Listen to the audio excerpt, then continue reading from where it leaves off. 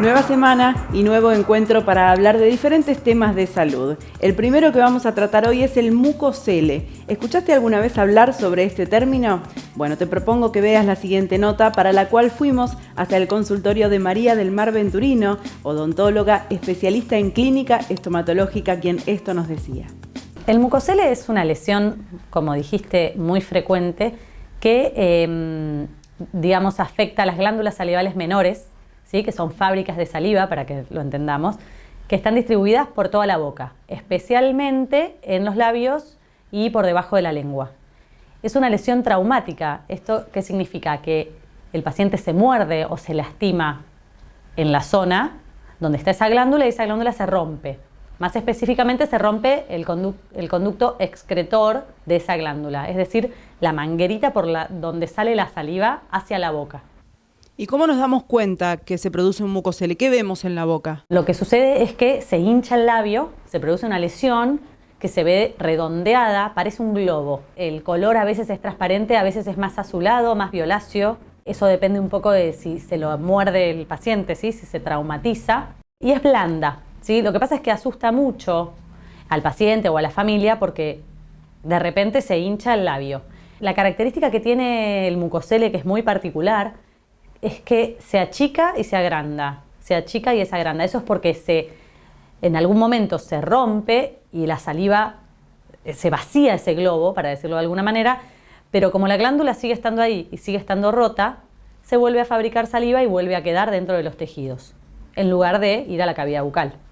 Mencionó recién que es traumática, que puede ocurrir cuando la persona se muerde o también por otro tipo de heridas. Sí, es muy común, es la lesión más común en niños. ¿Sí? Dentro de las lesiones de tejidos blandos de la cavidad bucal en los niños, el mucosele es la más frecuente.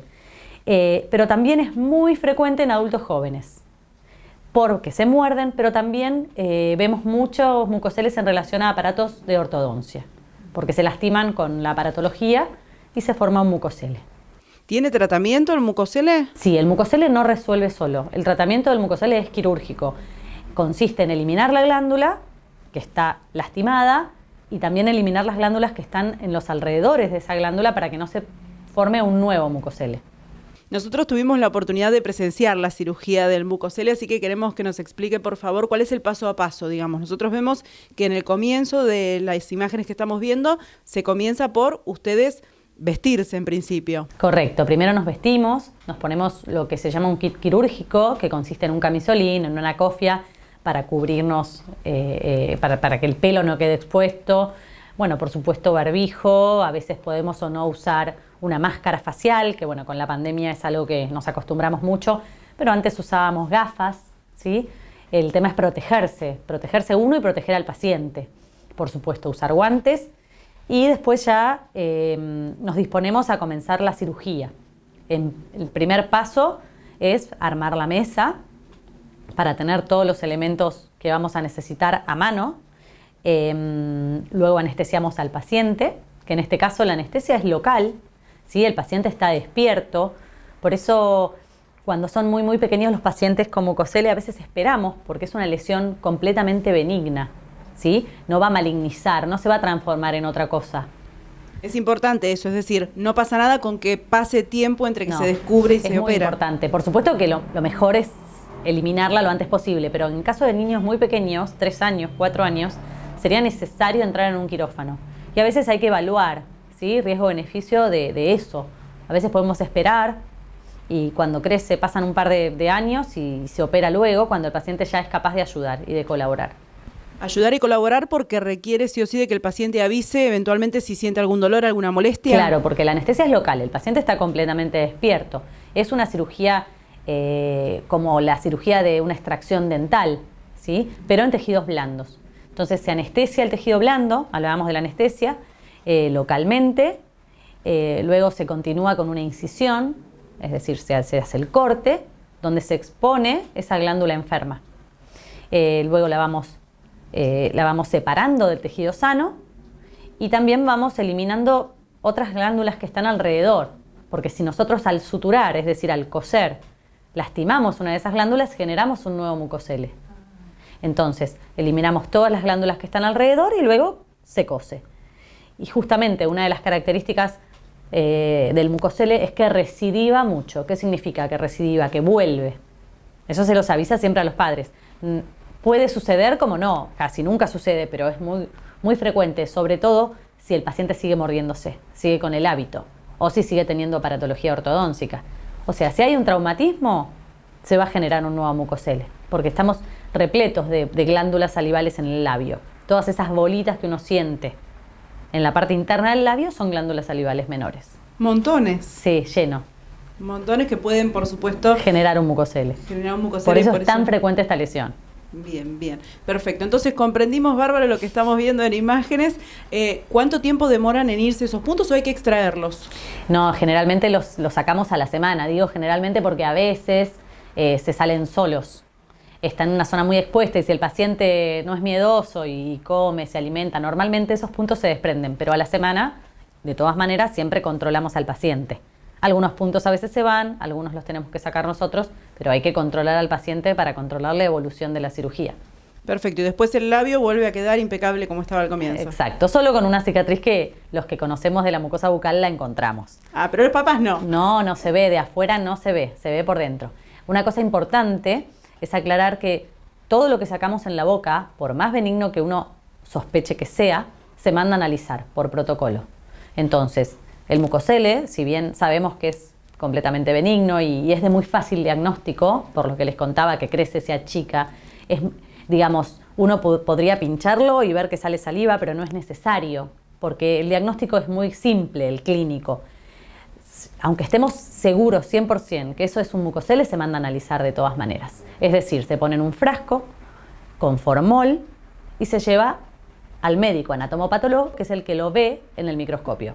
Y nos dice, sí, esto es un mucosele, tiene tal y tal característica y todos nos quedamos tranquilos. Doctora, muchísimas gracias porque con esto seguramente llevamos tranquilidad a muchos padres en sus casas. Bueno, gracias a ustedes. Los invito a que nos vean además de por televisión a través de nuestro canal de YouTube. Allí tenemos nuestro espacio donde publicamos no solamente las notas de hoy, sino también emisiones anteriores. Recuerden, ¿cómo nos encuentran? A través de YouTube ingresan y nos buscan como Hablemos de Salud. Fíjense que figure nuestro logo del programa y allí entonces pueden suscribirse gratuitamente. En YouTube, Hablemos de Salud. Cirugía de nariz, orejas, aumento y reducción mamarios, liftings, cirugía de párpados, abdomen, Centro Integral de Cirugía Plástica Colón. WhatsApp 223-676-9014. En Instagram, Cirugía Plástica Clínica Colón.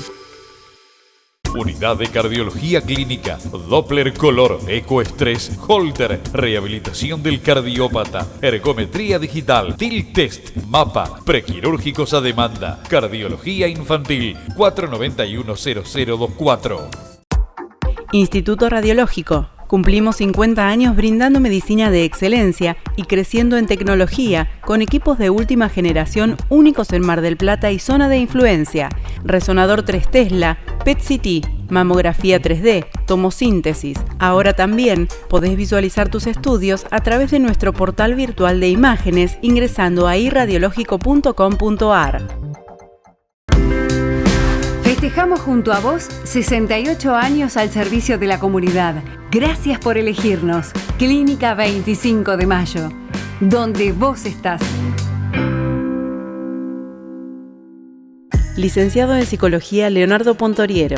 Trastornos de la personalidad, problemáticas de pareja. Para consultas y turnos, comunícate al WhatsApp 223-536-7243. Licenciado Leonardo Pontoriero. En Tandil, Hotel Francia, testigo de 100 años de historia de una ciudad increíble. Avenida Colón 1580, 0249-442-3240. elhotelfrancia.com.ar. La Estación, el equilibrio perfecto entre tu café diario y un lugar único. Coffee Shop La Estación, Chávez 540. Te seguimos ofreciendo el más cálido servicio.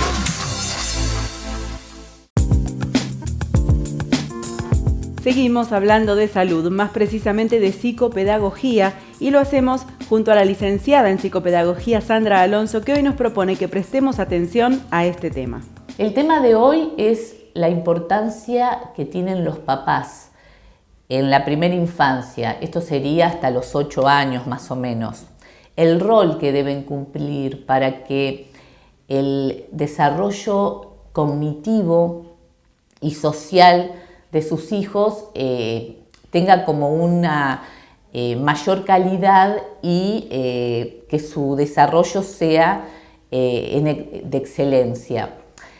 Cuando hablo del rol fundamental en esta primera etapa, es porque todavía los niños no tienen las herramientas para poder diferenciar entre una cosa y otra. Entonces, lo que dice y hace mamá y papá es como la ley, es como lo que hay que hacer.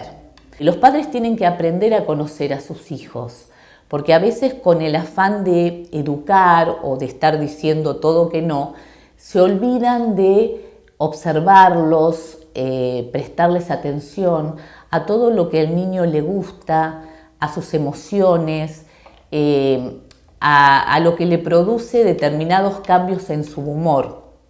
Y es fundamental que esto lo tengan en cuenta. A medida que el niño crece, llega una etapa que empieza a sociabilizar.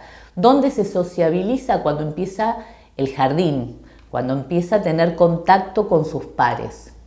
Y ahí generalmente los maestros empiezan a detectar diferentes cosas. Y cuando no logran el objetivo académico, derivan a diferentes profesionales. Es aquí en donde yo quiero hacer un paréntesis, porque es muy importante la reacción que tienen los papás frente a ese tipo de derivación y frente al profesional donde fueron derivados.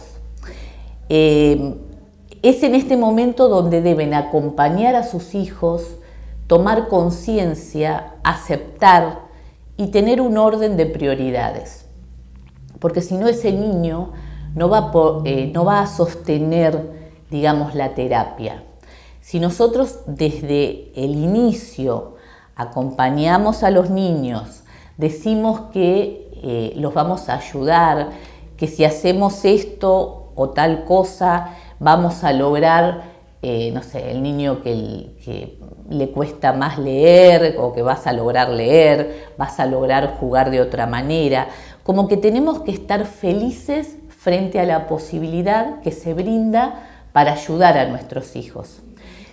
Si empezamos a hacer lo contrario, en donde el niño siente que es una carga para esa familia, más allá que obviamente es un sacrificio tener que llevar a los niños a diferentes terapias, es un sacrificio económico también, de tiempo, pero el niño es como que tiene que ver otra cosa, porque si no es bastante complicado el objetivo de las terapias. Así que bueno, esta charla es un poquito para eso, para que los padres presten atención, que pongan un orden de prioridad en sus cosas, que acompañen con alegría. A veces las terapias son largas porque es así, hay que seguir el desarrollo y la evolución del niño. Cada niño tiene un tiempo de aprendizaje diferente, entonces tenemos que aprender a conocerlo, no compararlo, no decirles cosas que al niño le baje la autoestima. Por eso hablo de la primera infancia, no es que después los tenemos que abandonar, al contrario, sino que en esa primera infancia sembramos todo eso para que el niño tenga una autoestima más elevada. Todos tenemos fortalezas y debilidades, esto es así, no hay un solo ser humano sobre esta tierra que tenga todo completo. Y es importante que esas debilidades en la primera infancia se detecten para poder ayudarlos y superarlas. Bueno, espero que les haya sido de interés y cualquier cosa se comunican a mi WhatsApp. Gracias. Te invitamos a ver esta nota junto a la licenciada Sandra Alonso a través de nuestras diferentes redes sociales. Por ejemplo, en Facebook, allí nos podés buscar como Hablemos de Salud, y también en Instagram, allí somos hablemosdesalud.tv. No solamente vas a encontrar los datos de la licenciada Alonso, sino también de todos los profesionales que van participando semana tras semana de nuestro programa. Acordate, en Facebook, Hablemos de Salud, y en Instagram, hablemosdesalud.tv. Sandra Alonso, licenciada en psicopedagogía, entrenamiento mental para adultos y adultos mayores, trastornos y dificultades específicas del aprendizaje, trastornos del espectro autista. Teléfono 223-576-7858.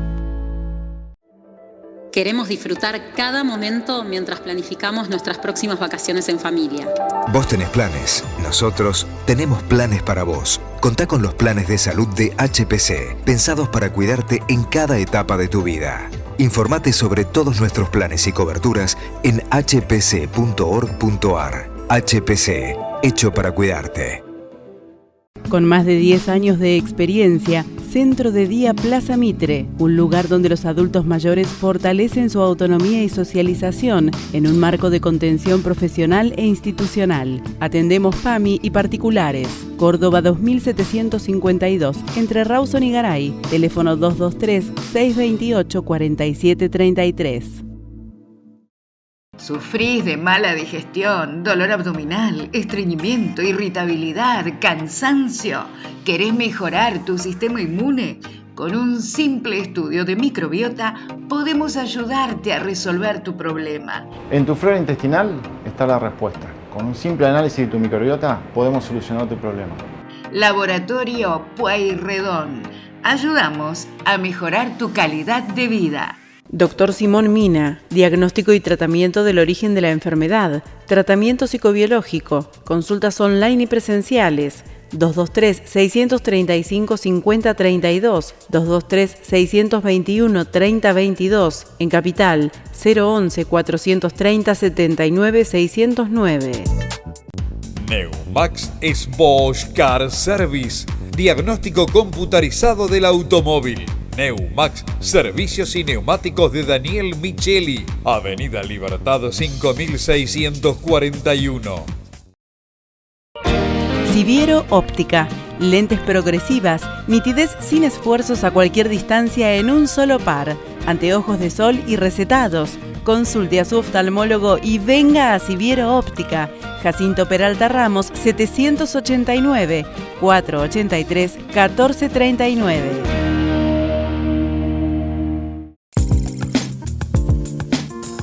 Ahora en Hablemos de Salud no vamos a poner el foco en una determinada patología ni en la persona que está padeciendo una enfermedad, sino todo lo contrario. Nos vamos a fijar un poco más en aquella persona que está cuidando de otra que está pasando por un momento difícil de salud o por una enfermedad, por qué no decirlo, que amenaza su vida.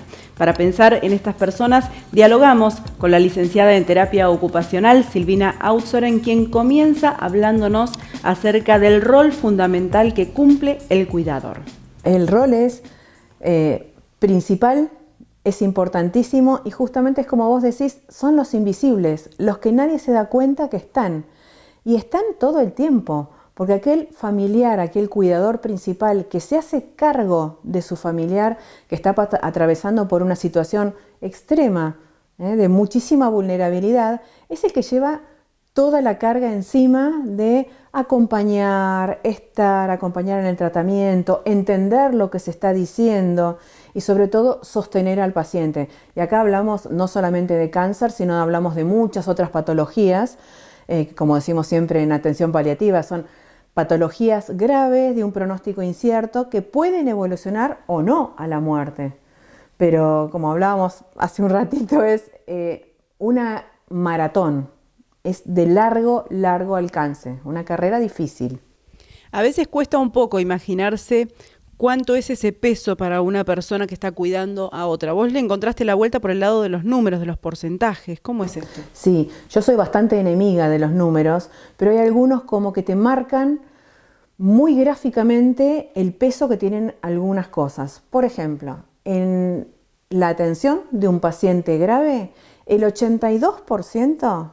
Es increíble, esto lo dice toda la literatura. El 82% de los cuidados recae en un cuidador principal. El 82%. Porque uno pensaría, los equipos de salud, todos los que conformamos un equipo de salud que es interdisciplinario, donde hay médico, enfermera, nutricionista, psicólogo, terapeuta ocupacional, kine, somos un montón, decimos, bueno, somos nosotros los de los equipos de salud los que estamos soportando el máximo peso. No. Los equipos de salud representan el 12% del cuidado, el 12 contra el 82%. Y hay un 6% que corresponde a las organizaciones no gubernamentales y otros tipos de instituciones, hasta no formales, que dan algún tipo de soporte, algún tipo de red. Pero el 82% corresponde y generalmente es un cuidador que se hace responsable de todo el grupo familiar. Entonces esta carga es enorme, y no solo desde lo anímico, sino que un cuidador principal está posponiendo su vida. Yo les digo en los talleres, están poniendo su vida en off, porque tienen que dejar de lado su propio trabajo, sus propias emociones, para estar al lado del paciente. No, yo tengo que estar bien, tengo que estar fuerte para poder sostenerlo. Entonces dejan de lado sus emociones, lo que están sintiendo, su tiempo. La pregunta es, ¿cuándo fue la última vez que te compraste algo para vos?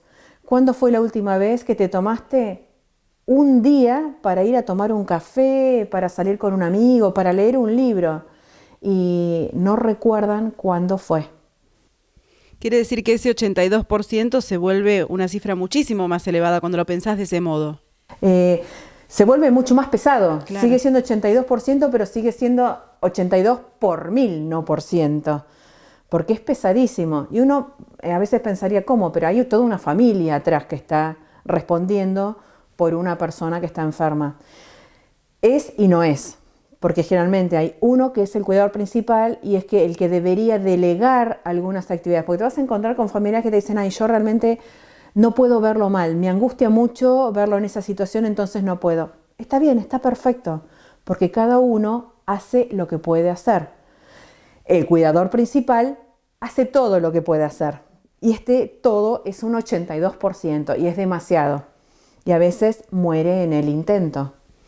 ¿Qué tips o qué herramientas le podemos brindar a esos cuidadores que nos están viendo en este momento y dicen, ay, yo me encuentro en esa situación? ¿Cómo hago para salir un poco de eso, no corriéndome del problema, sino ayudando a esto, pero también pudiendo dedicarme a mí?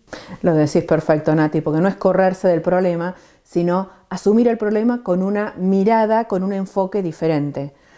Un tip que charlamos en los encuentros para cuidarnos es utilizar el sentido del humor. Es una herramienta básica, que es uno de los pilares de la resiliencia. Algunos van a decir, ¿me vas a hablar de humor en un momento que hay sufrimiento y hay tanto dolor y tanta cosa? Sí, justamente en este momento utiliza el sentido del humor. Hasta el humor extremo, el humor negro, es lo que mejor funciona. Es una de las herramientas que mejor funciona. La otra, y también una de las principales y que pica allá arriba, es la comunicación. Es decirle al otro lo que está sintiendo, es preguntarle al otro lo que quiere decir, porque muchas veces los que estamos en equipos de salud bajamos en un idioma técnico y el otro no tiene por qué saberlo, no tiene por qué entender. Entonces, la famosa libretita con las preguntas, mire doctor, mire enfermera, necesito saber, ¿me lo puede explicar de vuelta? Te lo tienen que explicar tantas veces hasta que lo puedas entender. Vos no sos ni médico, ni enfermera, ni quine, ni nutricionista. Para eso están los profesionales. Preguntá hasta que lo entienda. Entonces la comunicación es fundamental. Y también con el paciente, porque muchas veces el paciente, por proteger al cuidador, entramos en esta conspiración de silencio de yo hago de cuenta que no sé o que no te lo dije y vos no lo sabés, vos no sabés que me estoy muriendo o que estoy muy grave, pero el otro sí lo sabe. Entonces es blanquear las cosas. Comunicarse es ni más ni menos que blanquear las cosas. Así que esas yo creo que serían las dos herramientas fundamentales. Y la tercera sería la capacidad de delegar algunas cosas. No somos Superman. Podemos sacarnos la capa y colgarlo en un perchero y decir, no puedo todo. Entonces, te pido por favor a mi cuñada, ¿puedes hacer vos los trámites en la obra social? Vos, que siempre te estás ofreciendo, contá conmigo para lo que sea. Bueno, lo que sea es conseguirme dadores de sangre. Entonces yo me desentiendo como cuidador principal, me desentiendo realmente. No es que tenga que ir a supervisar después. Me desentiendo porque los dadores de sangre los va a conseguir ella. Los trámites en la obra social los va a hacer él. Entonces va a quedar más tiempo de calidad para todos. Y el cuidador va a estar preservando su salud, porque eso es fundamental. Para poder brindar cuidados de calidad, yo tengo que estar bien. Ay, nos quedamos con ese mensaje, porque muchas veces el cuidador es el primero en dejarse de lado a sí mismo, pensando en el otro, y se olvida de eso, de que si él no está bien, no puede brindarle este apoyo al paciente. No tiene que inmolarse en el asunto, tiene que aprender a cuidarse para poder brindar mejores cuidados. Y por eso aprovecho la oportunidad para invitarlos a los talleres gratuitos que hace el ALSEC desde el área psicosocial, que son encuentros para cuidarnos. Ahí desde todo el país pueden inscribirse gratuitamente y aprender conjuntamente con otros cuidadores principales, aprender algunas de estas herramientas y, quien te dice, generar otras nuevas, mucho más interesantes, más ayornadas y más nuevas. Y en el intercambio, lógicamente, porque es online, sí, ¿no? Es online. Así que cualquier persona de cualquier lugar del país puede conectarse los martes a las 7 de la tarde con una inscripción previa y participar en estos grupos que realmente le hacen tanto bien. Además, ¿sabes qué? No nos sentimos que estamos solos. El cuidador principal se siente con una mochila enorme y que está solo. Y no está solo. Habemos muchas personas para cuidarlo, para confortarlo, para decirle que puede, para decirle que las cosas que está haciendo las está haciendo muy bien, y que tiene que tomarse sus tiempos, sus permitidos. Esa es otra palabra. Me tomo un permitido. Un permitido es tomarme 2 horas de descanso y no sentirme culpable por haberlo hecho. Y compartir experiencias, porque es muy importante que la persona que está atravesando por lo mismo que yo pueda compartir conmigo esos secretos de cómo hace, y eso me enriquece. Y con esto dejaría el cuidador principal de brindar este cuidado silencioso e invisible que no pasa solamente en Argentina, sino que pasa a nivel mundial. El cuidador principal es el que brinda el cuidado invisible. Silvina, muchísimas gracias, como siempre un placer. Lo mismo digo. Arribamos al final del Hablemos de Salud de hoy. Les proponemos volver a encontrarnos la próxima semana aquí en la pantalla de Somos, el canal 7 de Flow y la señal 525 de Flow en el resto del país. Ahora sí, nos despedimos diciéndoles que ha sido un verdadero placer compartir con ustedes este programa.